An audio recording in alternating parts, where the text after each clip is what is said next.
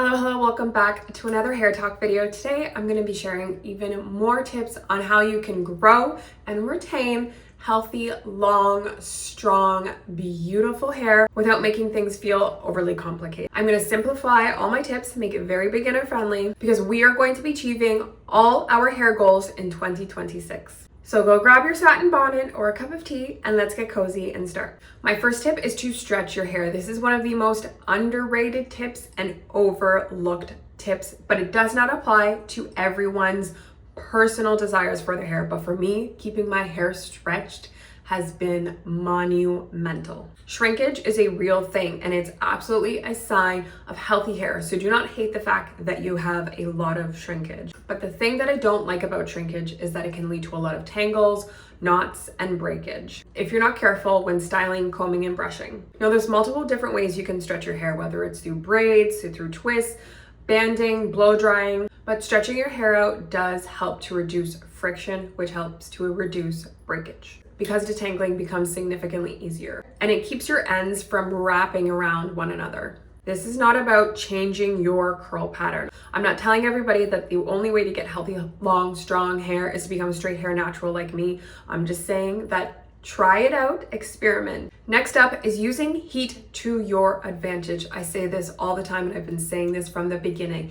Heat is not the enemy. It is the improper use of heat that causes damage. So please sis, do not be afraid. When used properly, heat can absolutely help with manageability and stopping breakage. Think of things like tension blow drying or blow drying your hair on a lower heat setting. Or using a steam straightening brush like the one that I have now from Wavy Talk that helps to smooth out your hair and straighten it without leaving it dehydrated. But of course, always use heat protectant no matter what kind of heat styling you are doing. The key is slow, controlled, intentional use of heat, not daily heat styling. This is not high school in the 90s. We are not straightening our hair every single day. That's just gonna fry out our hair strands. Next up is to avoid mechanical damage. Mechanical damage is one of those sneaky forms of damage because we can have chemical damage from coloring, from relaxers, perms, keratin treatments. We can have heat damage from heat, and then we can have mechanical damage. And that's the damage that comes from our hands, the way we manipulate our hair, the way our hair interacts with our clothing. So beating mechanical damage is gonna come down to gentle handling of our hair every single day. Are you ripping through your tangles with a brush? Are you styling your hair when it's dry and brittle? Are your nails snagging your strands? All these things add up. So be gentle. When it comes to detangling, try to start off with your fingers. Of course, make sure your nails are not broken and chipped, but start off with your fingers, then go in with a wide tooth comb, then bring in a brush that's meant for detangling and do it in sections and go slowly. Start from the bottom, work your way to the top, and use a detangling product or a conditioner or an oil if needed to help give you that extra slip. So remember, having great hair is not just about the hair products you use, it's how you handle your hair on a regular basis. This is just a side note that I want to say very, very quickly. A lot of the clothing that we wear is an instant recipe for friction, whether it's the cottons or the polyesters or the wools, or we're wearing our winter coats because it's winter right now with fur and all these different scarves. When I am home, 100% of the time, my hair is either pulled back in a low braid or it's up in a loose bun. So nothing is on my shoulders. My hair is not running against the fabrics of my clothing. And if I go inside, I'm also making sure to pull my hair back as much as possible. So I will either put it up or I will do a little wrap, kind of tuck it into my clothes or into the scarf before I even zip up my coat. Because a lot of times if I leave my hair out, my hair strands will get stuck in my zipper as I'm zipping up my jacket, and then I'm just ripping out strands unnecessarily. Next up is scalp care. Our hair is always going, but optimizing that hair growth, creating an environment where the hair can grow to its fullest potential requires us to pay attention to our scalp. So if your hair is dry, itchy, flaky, clogged from product buildup, your hair is not going to be able to thrive while it's growing the way it could be if your scalp was clean or if there was a lot of blood circulation. That's why everybody's continuously talking about scalp massages, and that is just to increase the blood flow to your scalp. Or people would talk about the inversion method back in the day. Again, once again, increase the blood flow to your scalp. All these things matter. Bring oxygen to your head. And when it comes to clarifying our hair, we don't always need to have a really deep, thorough, clarifying treatment that leaves our hair feeling thirsty and angry. And a lot of clarifying shampoos on the market will leave your hair feeling like that. It's totally okay to pick up a gentle clarifying shampoo and just use it maybe more regularly. So instead of clarifying like once every 6 weeks, once every 2 months, do like a gentle clarifying shampoo like the Vino apple cider vinegar one that I just got and I love so much. It cleans my hair so well and it's so gentle. No burning, no tangling, no leaving my hair feeling like dry chicken feet. I wouldn't say that it's the shampoo that I'm going to use for every single wash, but it's definitely a shampoo that I know I can incorporate regularly. And in the same breath, while we're thinking about clarifying our scalp, think about also nourishing our scalp, putting moisture back in. So all that work we're doing to bring blood flow and to strip it of oils and dirt and debris and product buildup, it is by default, it's going to be thirsty. It's going to be parched. It is going to be dehydrated. So think about what you're going to do to put that moisture back in and keep it in. It's not always about applying a scalp oil because that's just another product that might potentially add buildup. So you don't want to just strip your hair and then instantly put oils on it and put oils on it every single day. There are oils like rosemary oil, jojoba oil that are so lightweight and you can use a little bit more frequently. But when it comes down to moisture, the best form of moisture really is just water. So if you are somebody who finds that you're having issues with your scalp or you have a lot of dry scalp issues and you're just wondering, how can I put more moisture back in my hair? What product can I use? Wash your hair more frequently. You will see such a difference. I used to do 14 days. That was my wash cycle. And then I said it out loud here on my channel. I was going to get down to every 7 to 10 days. And I did that. And now I am at every 7 days and my hair feels so much better. Think about your body. You would not let your body go 14 days without drinking water or 14 days without taking a shower and putting lotion on your body. That's just too long. And our scalp is the same way. Going 14 days, feeling like it's a flex that you can stretch your silk press for 3 weeks, for 4 weeks. Okay, that's great. But you also dehydrated your scalp for 4 whole weeks.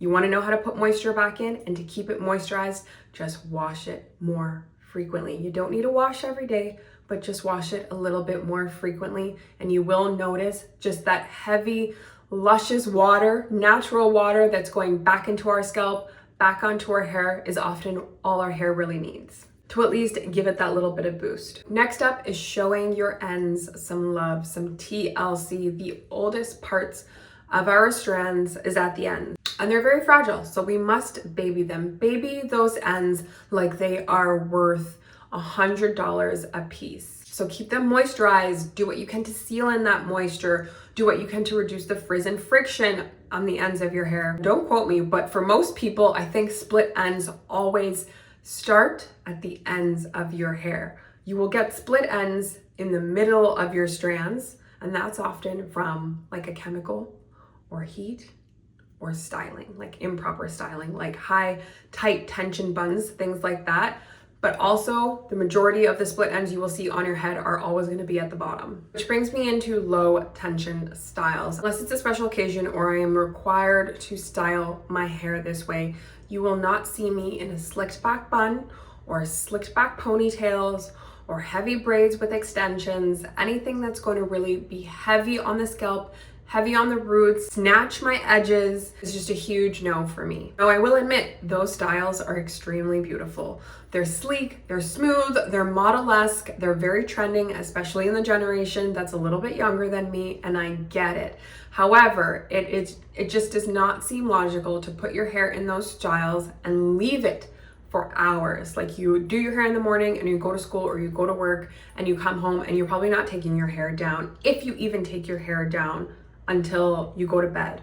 Some people leave that ponytail and slick back bun in for days. That is just asking for your strands to be damaged. So I encourage you to give these styles a break, or at least limit them as much as possible. Opt in for as many low tension styles as possible. French braids, 2-strand twists, braids with just your regular hair, loose buns, loose ponytails, especially if you're just home chilling around your house. You don't need to do anything elaborate.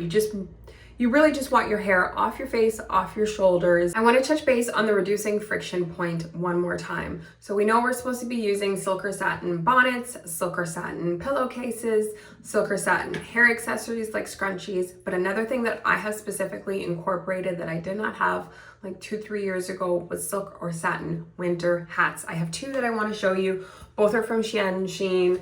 This one is like my little Russian fur hat. The inside has this like satiny smooth material. Super cute, and I do not feel like it's gonna dry out my strands or cause unnecessary friction or breakage as I try to take it off. And the second one is this one. This is 100% satin lined, and this is like my everyday winter hat. Super cute. I love the color. It comes over my entire head. And this part obviously is not silk or satin lined, but it's okay because the majority of the inside is. It stays on my head fine, so it doesn't feel like it's slipping around while I'm wearing it. The next thing I wanted to talk about is creating a moisture strategy. You must have a plan for how you're going to moisturize your hair and keep it moisturized. Some people want to moisturize their hair every day, and that's fine. That also is going to be dependent on how you style your hair. But oftentimes you may not need to actually moisturize your hair, especially if you are doing wash day right.